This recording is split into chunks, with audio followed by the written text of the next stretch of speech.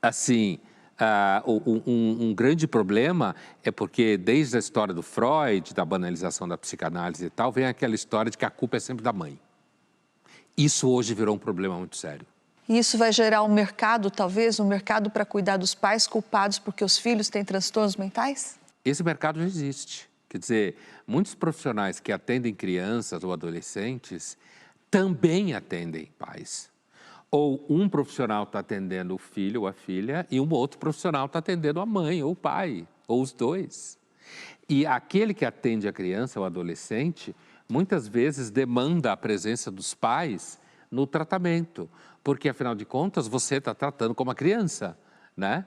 Então, e ainda, eu considero hoje atendimento de crianças em psicologia um trabalho de enorme risco para o profissional, eu quero dizer, enorme risco, porque você está mergulhado justamente no vespeiro.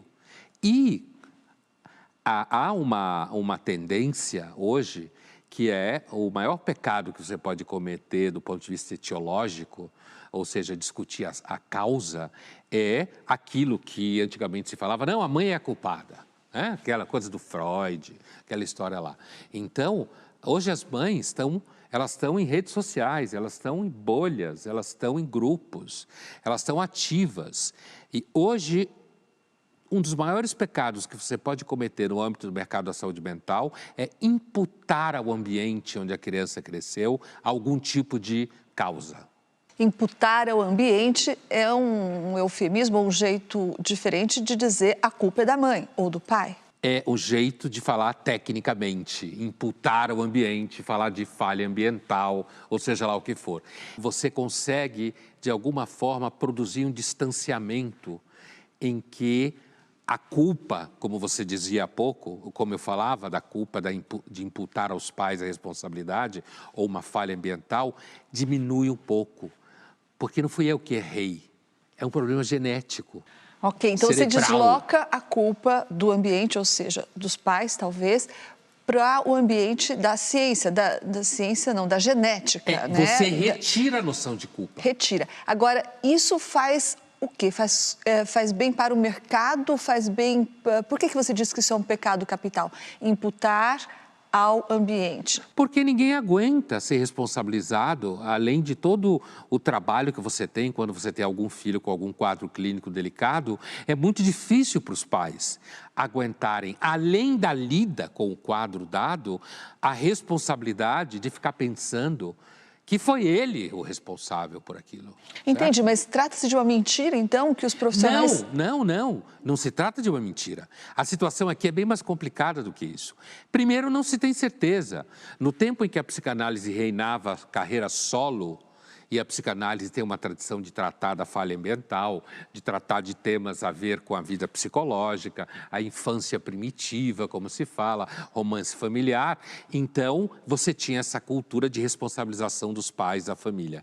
As ciências orgânicas, a psiquiatria orgânica, a neurologia, o estudo do cérebro, o estudo genético, ele tem um ganho secundário para os pais, que é o deslocamento da causação.